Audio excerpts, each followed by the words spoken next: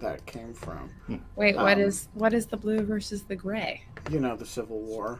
Oh, that one. I was like 6 months old then. I was a general. All right. Paula wasn't even a twinkle in her parents' eye.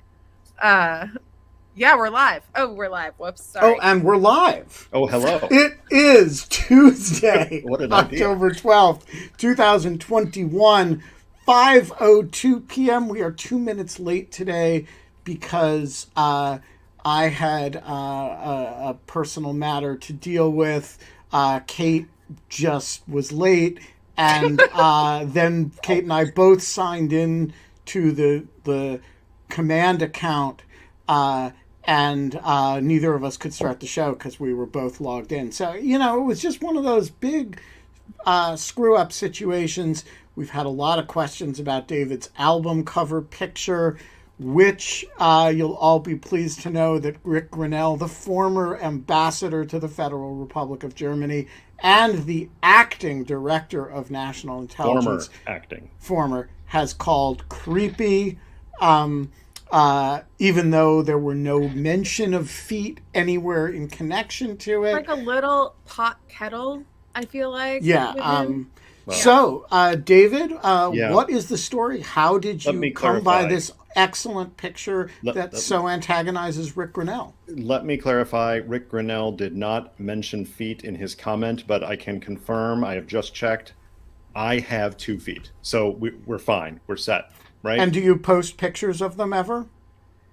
I told you that conversation was terrible. Has never happened to my knowledge. We're just having way too much fun with it. No, but there is a story behind said picture, which has nothing to do with Rick Grinnell's, creepy stalking. So the one holiday a year that is most special in my family, and always has been and always will be, is Halloween. And we have begun celebrating already, and we use up most of the power in the Washington Capital region each year with all of our yard lights and decorations and moving creepy things to scare anybody who drives or walks by. That's just what we do. I love it. As such, we have always been fans as a couple, and now as a couple with children, of Halloween parties, adult or otherwise.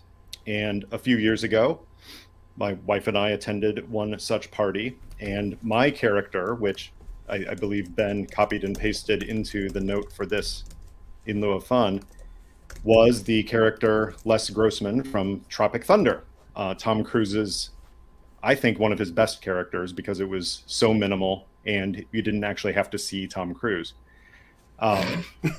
And so we decided to go all out, and we tried to make it as literally as specific as possible, with the same watch, the same bow tie, the same suspenders, the same shirt, as much as we could, including me having to find some hair that I could paste on around here to look like the character, because he had some hair around here. But it worked, and that is the fuzzy picture, because the ones that are actually high resolution nobody needs to see. It's just too creepy. Rick Grinnell may be right. I think the character is just off enough, but I'm not sure that's what he was going for. I think he was trying to find a way to get back at Ben for his subtle poking. Yeah, and all right, so David, you are here to play Where's the Lie? For those who need a refresher on the rules of Where's the Lie, David is going to tell a story. It may be true, it may be false. Kate doesn't know, I don't know, the audience doesn't know. The audience is already voting on whether the story you haven't yet told is a lie. You are allowed to change your vote at any time, including, if David's nose starts growing when it reaches here, you might change your vote to yes. When the story is done, Kate and I will each ask 3 questions. We will bring on members of the audience who can ask 3 questions. We will all give our sense of whether this story is true or false. The audience will cast its final ballots. It's like, the Virginia election. Voting is already underway, but it doesn't end until November 2nd or whatever. And then we will do the big reveal. So, David, the floor is yours. Okay, let me reconfirm, or is it confirming? I think it's confirming. I'm going to proffer a guess as to what your story is about. Is this going to be one of your 3 questions? You're giving one up already? No, I think that is it going to involve you having hair at some point in your life? Because I firmly believe that. Yes, exactly. No one would buy it. Okay, I'm glad that. That said, I should pull up a picture, because when I was a wee lad, I did have a nice set of blonde locks on this head. Which is really hard to imagine, I have to say. Tell me about it. Really hard to imagine. I see the picture and I don't recognize anything about it, so I think it's probably fake news. But I did end up darkening the hair, and then somewhere around 15, 16, it was receding. And so by the time I got to college, I was doing that weird thing where you're still trying to grow it. So there might have been some, mullet in the back and nothing in front activity, which those files are permanently sealed. And then in graduate school, I learned that I needed to cut it to the skin. So, and how does that not, like the back hair folded over the front, not keep you out of the agency? Oh, I didn't do that. By then I had it down I to see. here. Okay. So yeah, this is a decades long phenomenon. Yeah. It's like you and Vladimir Lenin. It's like that. Lenin was also like bald at a very, very young age. And radical revolutionaries as well. That's the overlap. Yes, that's the other similarity. That's the Venn diagram. Okay, let me confirm that when you told me that I had to, make a story for this, the idea was 10 to 15 minutes is the ideal time. It can be 10. Right. Don't do what Virginia did. Virginia Heffernan did it in 3 sentences. Okay, that's not a story. That's a haiku or a... Yeah, it was kind of a haiku. And then Dwayne Betts went on for 45, 50 minutes. Yeah. I will go no longer than 35 minutes, I promise. And one other rule. Yeah. Which is for the audience, not for you. You are not allowed to use Google, Bing, or any other real-time search engine or fact-checking device enabled to you by modern technology. I'm going to use Bing right now to see what Bing's market share is. Which is what everyone was thinking at that moment. You cannot fact-check, David. No DuckDuckGo. None of this. Like, you got to use your own mind and debate in the Greek chorus. So, okay. David, the floor is yours. All right. I will try to keep it to 10 to 15 minutes by adjusting my notes accordingly. Okay, so... You wrote notes? It was a dark and stormy night. Wait, wrong note card. That's my next Lawfare article. Okay, so this is a story from before I actually joined the CIA. This is a story from when I was a graduate student at Duke University, and I was conducting my field research. This is why for the purposes of this story, I allow Ben to call me Mr. Priess instead of Dr. Priess, because I had not yet attained the doctorate. I was teaching a class. You were at the time, I think, Master Priess. I may have been a master. I'm not sure I'd earned the title yet, but but were you married yet? I was not. Yeah, maybe. So you would have been technically Master Priess. Oh my. So there I was teaching a class, because at Duke they allowed me as a graduate student to those poor seniors to teach a senior seminar. And so I had a group of students, and we had spent the semester talking about international conflict and violence, which is just a laugh every week. And near the end of the term, I told the students, some of whom had asked about me teaching another class, so some of them were gluttons for punishment. And I said, I'm sorry, I'm not teaching. There's the lie. No one would ever take your class. Like, no one would ever take my class, right? Yeah. I told them, sorry, next semester, spring semester, I guess it would be, I'm actually going to the Middle East to do my research for my doctorate. So no class. And then at the end, there was a guy who was auditing the class. His I can't remember his name, but he came up at the end of class and said, "Hello," because he was British, so they all say hello. And he said, "Hello." Yes, cheerio. And he said, where in the Middle East are you going? I'm not going to do the accent the whole time. I won't punish you. But he said, where in the Middle East are you going, sir? He said, indeed. And I told him, I've scheduled, to do Yemen, Jordan, Kuwait, Qatar, United Arab Emirates, a few countries in and around the Arabian Peninsula. And he said, "Oh, Qatar, that's interesting. Not too many people go there." This is before the American military and the natural gas and all that made Qatar a place that people actually went. It was a backwater. And he said, do you have contacts in Qatar? And I said, well, no, I don't actually. That's a place, unlike some of the other countries, where I hadn't yet made initial contacts for me to go and talk to and set up research involving foreign policy and national security. So he said, well, I know a guy. I went to Sandhurst several years ago with Hamad al-Hawali, or I can't remember the exact name, but I think it was Hamad. And he said, I went with Hamad al-Hawali, and I'm pretty sure he's back in Qatar now. So, let me give you the fax number I have for him. That's how we did things back then, fax. Let me give you the fax number. Maybe you can send him a note and, meet him when he's there. He was a nice fellow. I said, okay.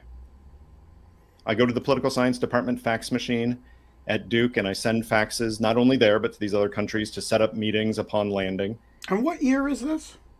This is mid to late 90s. I just let you know that the Second Circuit just stopped using fax machines to distribute opinions. So, this checks out. Seems about right for a government. That blows my story away. So I send the fax and say, I'm going to be arriving on this date. I'm going to be staying at this hotel. Would love to talk with you. I got a recommendation from this bloke and would love to talk to you, and maybe figure out basically a way of making an introduction so that I can then try to get to people in the foreign ministry, people near the emir, things like that. And I don't think another thing of it because he never replies by fax or by mail or by phone. I land in Doha, the capital of Qatar, and I'm not a savvy person at this point. I'm pretty gullible, pretty naive, but I do notice you're not the hardened criminal that you are today. Yeah, from all those crystal meth arrests, I hadn't yet figured out the streets. But here at the airport, I did notice that there were a couple of people who were there at the gate who seemed to be looking at me and followed me all the way out through the airport. I guess they weren't being, very, very secret about it because even I noticed and I was not trained to notice such things. I get to the hotel, I check in, and as I finish checking in, they usually take your passport at many foreign hotels, and they did here too. They take my passport. And right when they take the passport, a man in a thobe, the traditional dress in the Arabian Gulf, walks up, and he says, Mr. Priess. I said, yes, I am. And he said, I would like to talk to you for a minute. Would you come with me, please? I said, Don't do it. Don't do it. I wonder if it's this Hamad guy's like, his assistant or a brother or a cousin or something. I don't know. And he walks me over to some couches in this lobby in this moderate hotel.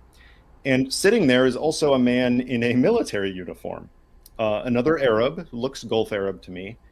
And he says, this is my colleague. I'm so-and-so. I can't remember his name.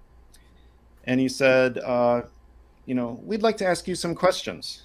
What are you doing in Qatar? I said, well, I'm doing research for my dissertation. Oh, that's interesting. What are you researching? And I tell him the basics of it, international alliances and how they form and how they fall apart. Who are you talking to when you're here? I said, well, that's to be determined, isn't it? I'm hoping to talk to people in the government and figure out what's going on. And have you reached out to anyone in advance of your trip? Why, yes, I have. There was one guy I sent a fax to a few months ago. And how did he respond to your message? I said, actually, he has not responded to my message. I haven't heard anything. And then he looks at me, he leans in, and he looks at me and says, no, you can tell me what he said. And my antenna weren't fully up at that point, but at that point... What the fuck? Although, why not? Why is not? An interesting question. Like, at this point, I just thought it was a very friendly country. And... Why? Asking, why would you think that? Well, I don't know. It seemed to me, here I am. I have not traveled to the Gulf before. It's the first time in the region. People are extremely friendly, especially if it's someone that you know and it's a connection, personal connection. I think I had come from Kuwait, where I had some connections to other people that I'd been introduced to. And it was this kind of thing where you would meet somebody who would have heard of you from somebody else, and they would, take you out to lunch and drive you around town and do favors for you. So I thought maybe this guy's being friendly. He was decidedly not friendly. It became what I can only call an interrogation. It was not a physical, coercive interrogation. This always sounded like an interrogation, by the way. From the moment they said, can we come and ask you some questions? I think that would be like my big tip-off. Time and time again, he asks over the course of probably an hour, what have you heard from him? When did he respond to you? What did he say to you? Where are you meeting him? Why didn't you Bing this guy and find out who he was before you faxed him? Sorry, I'm asking my questions in the middle of the story. Sorry. Because you can't... This was the 1990s. I'm not even sure. You could have Yahooed him. I was joking. I was Ask Jeeves. What the fuck is Jeeves for except for moments like this? Let me tell you, here's what happened next. Is after about an hour of questions with the military person sitting there just staring at me the entire time, not asking a question, not interacting, not reacting. I assumed he was alive, but I didn't check his breathing. He just stared through me. At the end, the gentleman in the thobe gets up and he hands me a card and he said hi, and it showed he was someone from the intelligence directorate. And he said, when Hamad does contact you here, you will give me a call. I say, okay. Well, the very next day, I was scheduled to go to the U.S. Embassy, which, again, this is... How would this guy contact you? Just carry a fax machine around with you or something? By the way, you are now at -3 questions. I think you've asked 6 already. So you're done. I'm being very bad. I'm sorry. And the next day, I'm scheduled to go to the American Embassy because I tried to do that everywhere I went, because if you talk to the political counselor or someone, they might actually be close to somebody in government that they could introduce me to. So it's a good way of getting a head start on these conversations that I needed to have for my research. So I'd already scheduled to go to the American Embassy, which was very, very small at the time. It was not the huge fortress embassy that's there now. Although the Fifth Fleet was there, right? No, Bahrain had the Fifth Fleet. So they had a robust embassy. But Qatar was a small house that was very vulnerable and ended up getting Inman standard defenses and things. But I go to the embassy. Qatar. It has the Q is a glottal stop. Qatar. And so I go to the American Embassy in Qatar. And I'm scheduled to meet with the ambassador. And I sit with him and he asks about the research and I tell him, and he gives me a couple of ideas of people to connect with. He doesn't make any calls for me, so damn him. But at the end, before I'm about to go, I say, Mr. Ambassador, there's one thing I want to bring up. Something funny happened to me last night when I got here. And he sits back and says, what do you mean funny? And I explained to him how I'd sent this fax to Hamad and Hawali, and people had followed me, and then they talked to me for an hour uncomfortably in the hotel and said what they were looking for. I had not given him the guy's full name. I think I had said this guy named Hamad or something. And he's just sitting there listening and getting increasingly furrowed in his brow as he realizes, I have an American citizen who's being interrogated by the local intelligence service. You can almost see the gears turning. Do I need to intervene? What do I need to do? And so finally he asks, I'm sorry, what was the full name of the person you sent this communication to? And I said, it was Hamad Mohammed al-Hawali. And then his furrowed brow goes to wide eyes to facepalm. Because this guy's been executed for something. Not quite. What he said to me was, David, do you remember the attempted coup against the emir last year? I said, why, yes, as a student of Gulf politics, I'm aware. And he said, well, the military commander who had gone Not that to great a student, Sandhurst, apparently. who had been the military guy on the ground to help the former emir get back his job, that was Hamad Mohammed al-Hawali, and they have been looking for him nonstop for the last 10 months, and this is probably the first lead they've had. Congratulations, you're in the middle of a coup investigation, and they think you're the best lead they've ever had. And I said, you believe me that I'm not involved in a coup? And I give him credit. He just stopped and looked at me for a few seconds. He just looked and said, yeah, I believe you. I believe you. He said, let me make a call to the emir's palace and, we'll get this turned off right away. And sure enough, the next day, there was no one following me. I never heard a word about it again. But it was a very awkward story when I did apply to CIA, when they ask about any interaction. Yeah, have you had any foreign services. Contacts from foreign intelligence services? Why? Yes. Did you have I contact tried with to foreign intelligence overthrow the service? government Yes, of I was Qatar. interrogated by one. Have you ever fostered a revolution against the U.S. government? Well, not the U.S. government, but some allied governments. I've been accused of it. That is the story I came with. I will now entertain questions from anyone but Kate. Oh, I know, I ruined them all. All right. So if you have questions, flag them in the Q. Flag yourself in the Q&A. And there are regular questions in here, but we're not taking regular questions. So can I start? Yeah, I you really start, not Kate. have any questions. No, you have questions. How much did it cost to send a fax long distance to Qatar in 1842? Those are two separate questions. The passenger pigeons were too expensive, right? So how much did it cost is different than how much did I pay. How much did it cost? I have no clue because I didn't pay. The political science department was willing to eat the cost of faxes for research purposes.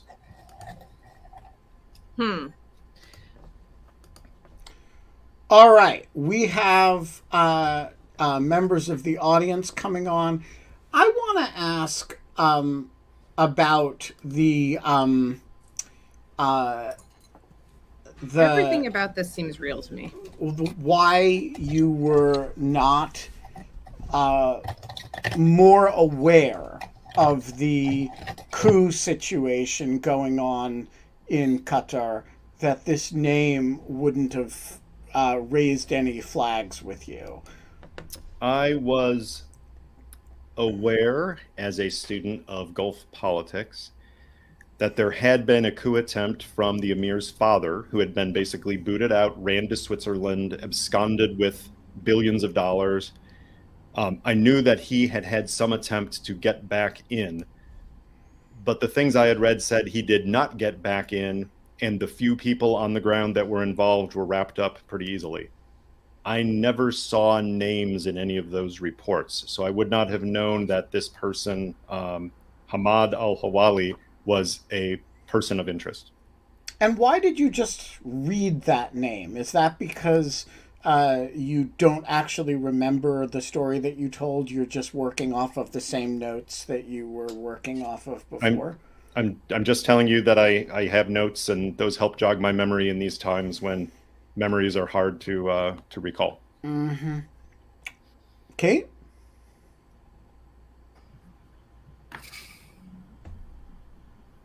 Kate? I'm thinking. I wasted all of my thinking. I know. It's I think that there's Are you trying to look into my soul? Is that what you're doing? There's some it doesn't soul, work through the internet. I'm trying to. I know it's like here. the gift of the Magi, but with but through Zoom. I can never look into your eyes.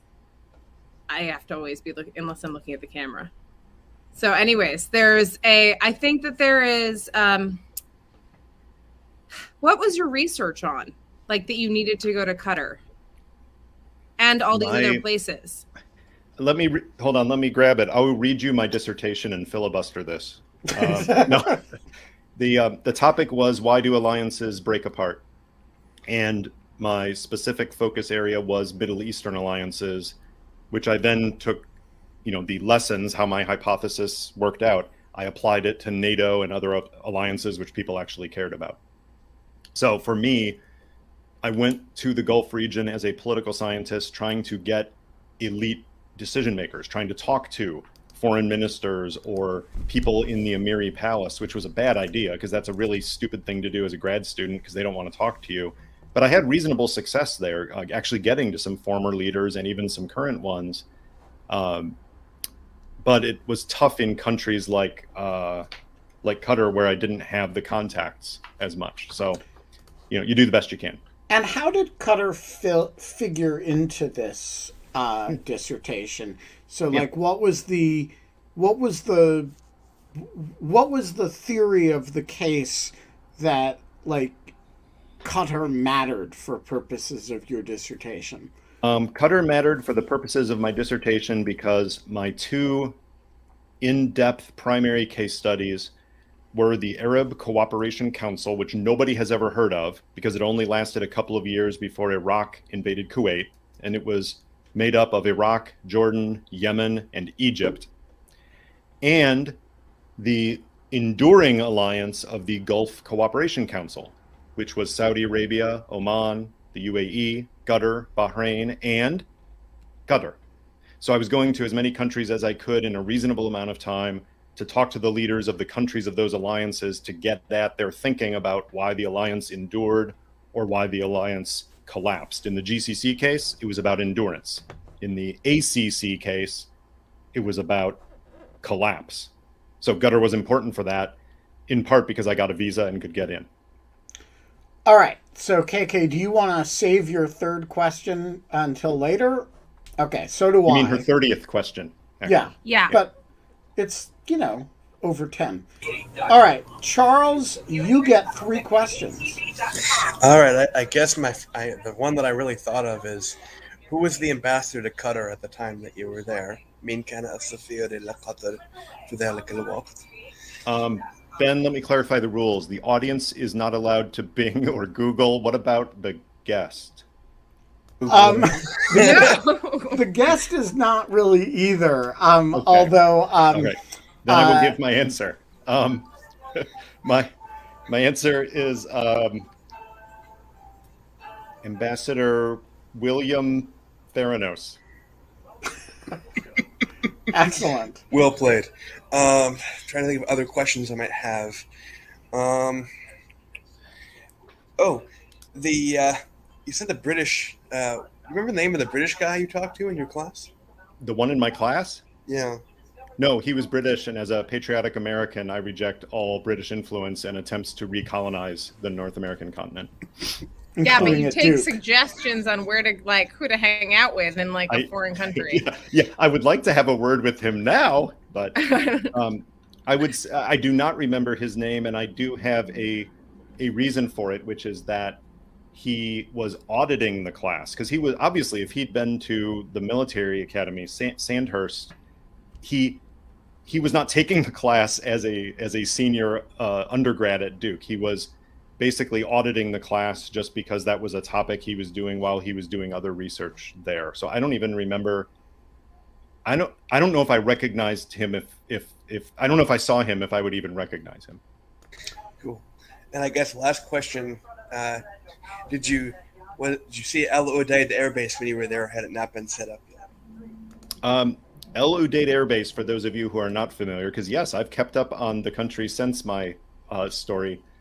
El Udeid Air Base is a hugely massive airfield and support structure and pre-positioning sites set up on the peninsula of Qatar, which juts into the Arabian Gulf or Persian Gulf, depending on which side you're on.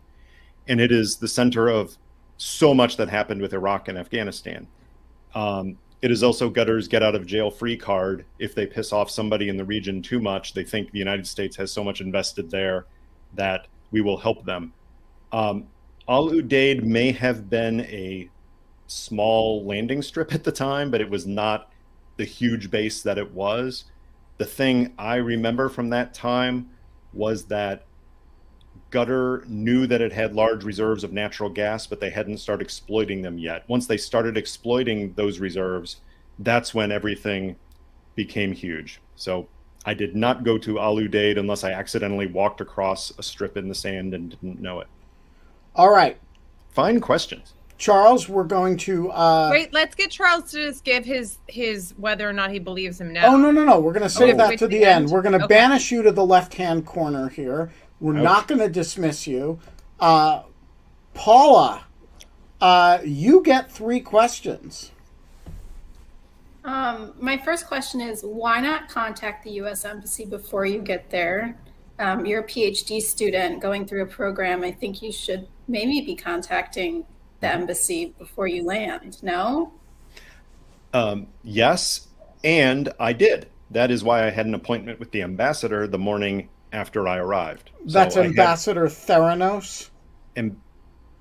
Yes, Ambassador William Theranos. I believe it's pronounced Theranos. I see. But yes, I had an appointment with the ambassador. At each country I went to, I tried to set an appointment with someone at the embassy, anybody who would see me well enough in advance. In Kuwait, I believe it was the political counselor. In Yemen, it may have been the deputy chief of mission or political counselor. In Jordan, I think it was like the press officer, because they have much more pressing business. But in Qatar, they didn't have so much to do that they could prevent the ambassador from seeing me. So that's why I got the appointment with him. Or he was just a nice guy. I don't know. All right. Your second question. Pretty much, I'm convinced he's saying gutter. Like, I'm 100% convinced. It's the closest pronunciation. My Arabic teacher taught me that I did take Arabic in graduate school. And my Arabic teacher taught me that even though it looks like a Q in most transliterations, you pronounce it like a G, but you pronounce it as far back in your throat as possible. So it's almost like you're swallowing your tongue. So it's like... Am I allowed to refute this? Yeah, how do you pronounce it, Paula? I don't want to sound stupid. He would make me practice letters over and over. You're and over a native again, speaker. I don't want to. Well, I mean, I don't know if I'm native. It was spoken at home. I don't want to embarrass my ancestors. It's your first language, right? No, it's not. I was born in the United States. Yeah, but you were it was spoken at home. What? They weren't teaching me Arabic at home. What language did your parents speak? English. Oh, okay. Yeah, Ben. I hear quality English skills. Did you have a connecting flight? Because it's kind of a long way to the Middle East. It was a long way to the Middle East, and I believe on my way to the Middle East, I had a connecting flight. Where? But my flight to Qatar was probably from Kuwait or from Doha and like just save us all. My flight into Doha was probably from Kuwait or from the United Arab Emirates. I don't recall which one at this time. Okay, gotcha. My third question is, so how do you like explain these instances to the CIA, like that you just like accidentally stumbled into this and like missed a lot of red flags? Like, I want to, if you could explain how that unfolded, that would be wonderful.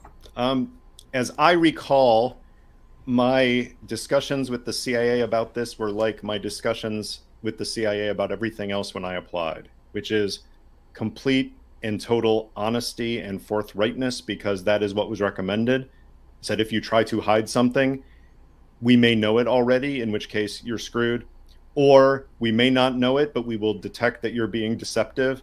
And basically they're like an institutional Kate Klonick, right? So they will know that you're lying, and we will find out anyway.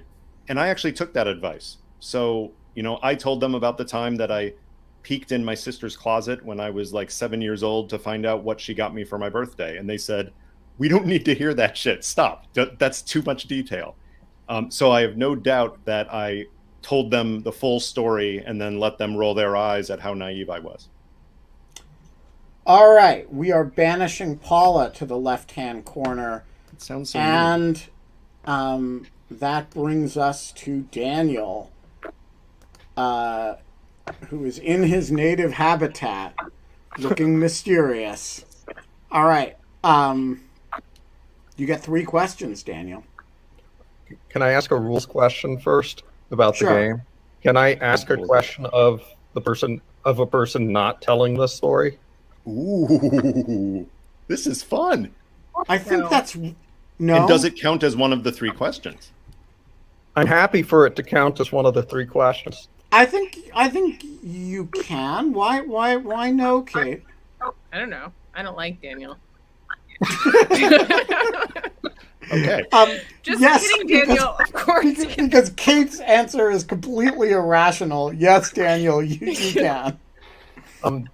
Ben, have you heard a story like this from David before in working with him? Or anything that bears similarities to it? I have never heard a story remotely like this, but I have also never heard stories about David's dissertation research in general, and so I haven't heard anything that conflicts with this at all. And would it have killed you to ask Mr. Willis?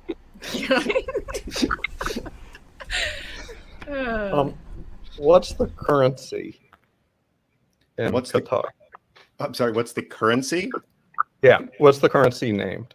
The currency is power. Sorry, I almost kept a straight face. I believe the currency is the rial. Close enough. Okay. Daniel? I don't have any more questions. Okay. Oh. Wow. Oh. That's a lot of emphasis he's putting on 2 answers. Ben, you're muted. So before we go on here, I have to clean up something with Paula here. That's not banishment. Who has asked whether her speaking skills in English are so bad that I thought she was not native speaking. Oh my God, no. And that is not what happened. You should totally make Ben feel bad about this. No, you shouldn't. I assumed you were native Arabic speaking because you told me once that you spoke Arabic at home. Do you know how I learned how to speak Arabic? So I assumed it was your first language and that you, because I knew your family were Lebanese immigrants, and you told me you spoke Arabic at home. I learned Arabic. A little bit racist. If David had told me he spoke, spoke Russian at home, I would have assumed that Russian was his first language. Russian? No, I don't know. I was just using... Russians don't speak Russian at home. I was joking. I learned Arabic from TV shows, from being forced to watch Arabic dramas. Like, how there's really bad American dramas. I remember them well. Yes, yeah, that's Egyptian how I learned TV. Arabic. Egyptian TV, actually. That is fabulous. All right, so we are bringing everyone back. Charles, whose Arabic is excellent. Daniel, who can do in 2 questions what most people require 3 to do. And Paula. But first, Kate, you and I both have one more question, right? Oh, really? Yeah, David. Yeah. We reserved our questions. Have you, was it your first time to Doha? It was my first time to Doha. Yes. Where are you going with that? I don't know. I didn't have another question.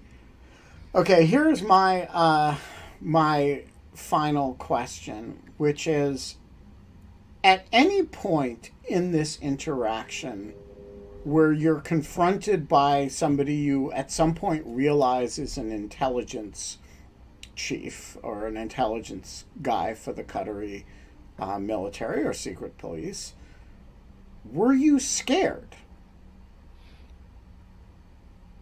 Yes. As I'm sat down in the lobby and there's someone in a military uniform, and the questions turn to, more accusations than pure questions, I felt uncomfortable. Two things I think in my favor, even as the younger version of myself, I think. One is I was generally a trusting, friendly person. So my first instinct even then was not assume the worst. And second, Qatar was a friendly country. We were cooperating with them. We were in the process of building relations with them. And projecting backwards, I have to think that somewhere in this brain was the logic of they would not actually hurt an American. So putting those two together, it helps me understand why I could be scared but not panicked. All right. So, members of the Greek chorus, this is your last chance to change your votes. So far, we have 55% who say that David is telling the truth, 45% who think he's lying. Let's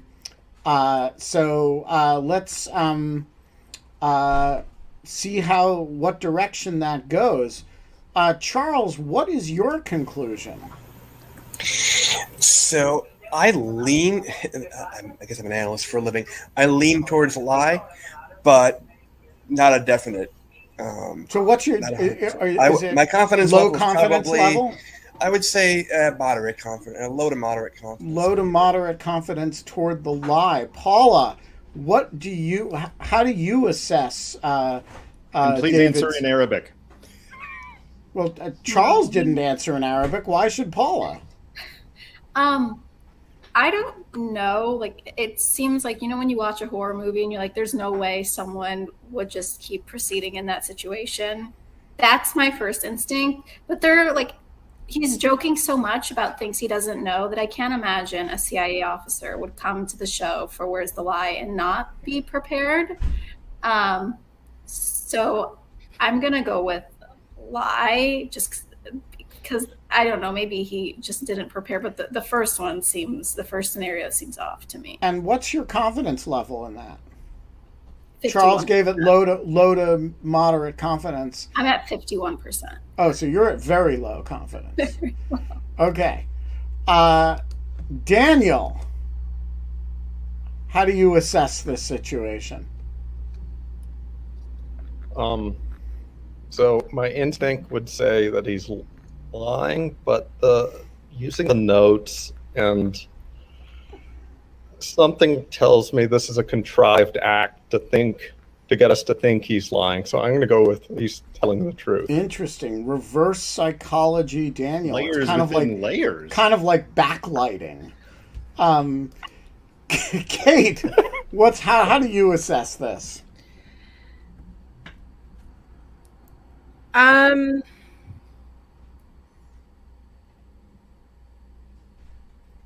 think it's true. Kate's going with true. So we have a split. 2 low confidence lie, 2 true. How confident are you in this?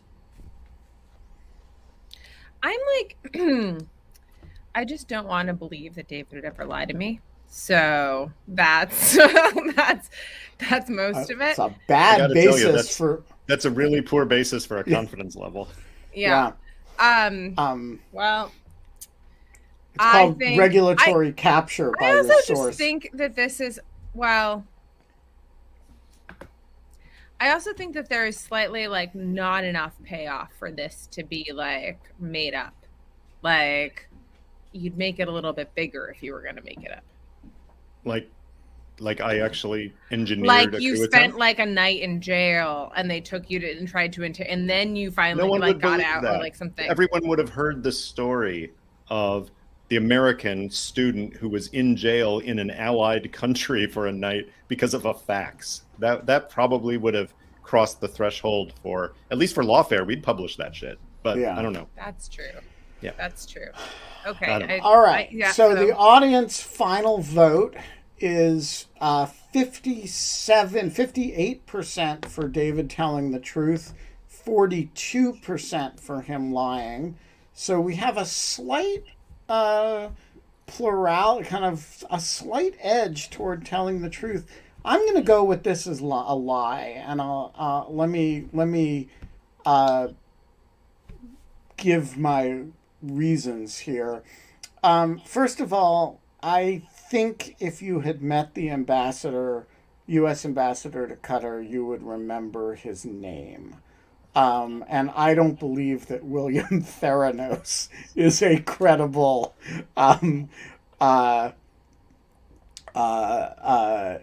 secondly, when you went to look up the guy, to repeat the guy's name, you referred back to your notes. And I think that suggests that you wrote out some notes and then you told the story off of them, and then you needed to refer back to them. Though I acknowledge the Daniel possibility that was a clever ruse to make us think you were lying when in fact you were telling the truth. I acknowledge that. I still think it just came off as, a bit shady. And the final element is Daniel's question to me. I kind of feel like I probably would have heard this story before if it were true. So I am going to go... Oh, Christopher Argyris says he has met Ambassador Theranos. Wait, Chris, is that for real? Because it is a Greek name. How much are you paying Chris? Oh, Tammy just stuck her head in the Tammy room counts and as Googling. And Tammy says that Ambassador Theranos is real, but that the name is wrong. She's a living Google. I am switching. No, this is not. I did not Google it. I did not query Tammy. Tammy just came in and asked. I'm switching my vote. The whole story is true. David, we need the big reveal. The big reveal is that every detail that I could remember is 100% true. Here's the thing. I could not remember the name of the ambassador, but I knew it was Greek, and I knew it began with something. So while you voted... you just have been watching the Elizabeth Holmes trial. Correct. It is Patrick Theros. Patrick Theros.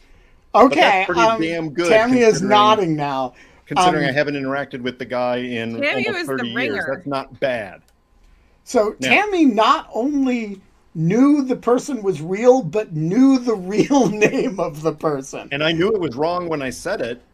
That's why I said I can't remember, but I came up with the closest name I could, which is not bad considering I was operating from zero. But let me react to First of all, wait a minute. For people, and I'm looking at you, Ann Kornhauser, who were saying in the Greek chorus that I cheated.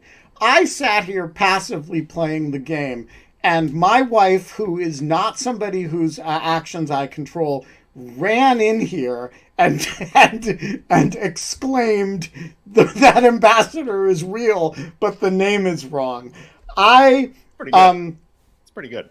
And Christopher did it too. So I think this is kosher. This is people listening to the story, bringing what they know to it. Okay, let me make a few comments on your comments. So, yes, everything that I did in this entire event was designed to trigger people to think I was lying because of the stupid pseudoscience that is out there about spy the lie and how to spot a liar. Like, if you look up to the left, you're lying because you're recalling things from your creative side, or vice versa. Or you need to look at notes to remember things. All of that was indeed contrived. I'm sorry, Ben. Daniel, spot on. It's a simple story. It's true. It was naivete probably that had me wondering what was going on. But I will say, what was I going to do in that case? What's the alternative for somebody who's not naive? Is you get confronted when you have no passport, you're in the hotel. Do you go running out the front door screaming for the police when the intelligence officers are the ones asking you questions? Plus, they weren't doing anything really physical or uncomfortable. It was just asking me a whole lot of questions about this one guy who I knew I had no contact with. Paula, you made the point, you really, knowing you were coming on here, shouldn't you have prepared and known the name of these people? You give a lot more credit to how much time I have that I can prepare to come on here and tell a story. I did not research any of this. From a run and haven't even brushed my hair. I went straight from this. Ben, the fact that you called me a bit shady is a step up from Rick Grinnell, who said I was creepy. So I'll take that. I would never say you were creepy. That's good. And Kate, I would never lie to you unless it were a game that was designed to lie to you. That's built into the process. But it wasn't wrong. Yeah. So, by the way, do be careful of all of the pop psychology that tells you all the ways that human beings lie. It is highly culturally dependent. It varies more across individuals than it centers on individuals. And there are some ways that you can do physiological stuff. The polygraph is inherently flawed, but there are some things that show stress. It doesn't show lying, but lying is the most common thing that causes them. But the stuff that you can observe, unless you really know the person and their habits really, really well, you can actually put yourself in the wrong direction pretty damn easily going with those courses online and those books that people sell saying, I can tell if somebody's lying by watching them for 30 seconds. No, I did a few touches of my face because that's a common one when you're trying to recall something. I did a few looks at the notes. Don't buy into that stuff. People show discomfort in very different ways for very different reasons. For all you knew, I had gas, and that's why I was shifting in my seat. TMI. Please let that be the lie. All right. We are going to leave it there. David Priess, you're a great American. You're a creepy guy. I even know this from official U.S. government sources. By the way, you're a hero in the Federal Republic of Germany. Why? Because he pissed off Rick Grinnell, who's the most hated man there in modern times. Can we just have 5 seconds for who this guy is and why you and Scott and David are always making fun of him? So Rick Grinnell is a Twitter troll, a right-wing Twitter troll who saw an opportunity to praise Donald Trump a lot and was rewarded for this by being made ambassador to Germany, where he took his Twitter troll ways and pissed off the entire country for a number of years. And then to reward him for was that... he like, oh my God, this place does beer and pretzels all wrong? Was that mostly his Twitter feed for 4 years? It was bad. And he was... Merkel hated him, and he was a... and then Trump brought him back and installed him as the acting director of national intelligence, where he, which was caused much consternation in the intelligence community. And then eventually he left and went back to being a Twitter troll. And Scott Shapiro and I adore him because we have found that he will respond to any provocation. I mean, if you tweet something really grade school level at him, he cannot resist responding. And so Scott and I find this ever so amusing.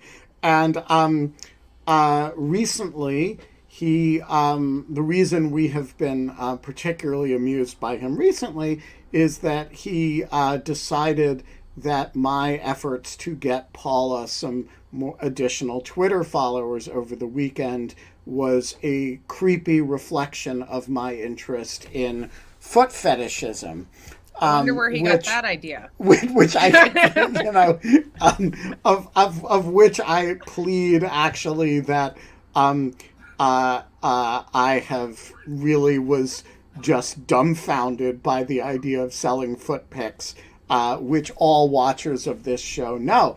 So that is the story of Rick Grinnell. So he went after Paula over the weekend on Twitter, which was not nice. And can we all go as Rick Grinnell for Halloween? Yeah. Why? And David, you should follow Paula back on Twitter. And so Rick Grinnell, if you're listening, you are not a great American, but you are welcome on the show. Scott and I would love to have you on the show so we can taunt you and make fun of you. We think that would be fun. And also because Paula has some questions for you about feet. We are going to leave it there. Kate, who's going to be our guest tomorrow? Emily Oster's coming on. Emily Oster. Yeah. The American economist, professor at Brown University, author of Expecting Better, and is going to talk about childcare post-COVID. And yeah, just generally about her work. I'm really excited. I've been a fan of hers for a long time. So that is exciting. Ross Lander has a very interesting suggestion, KK, in the chat that I think you should take a look at. No, I'm not doing that. No. No, only nice people get paper bag puppets. All right. Rick Grinnell denied. Yeah. We will be back tomorrow, 23 hours and 2 minutes from now, with Emily Oster, but not with Rick Grinnell. And until then, David? There is no fun. We don't have fun anymore. Right. But we do have... fax machines. Ambassador Theranos. Yes, and we do have Ambassador Paul Theros. See you later, guys.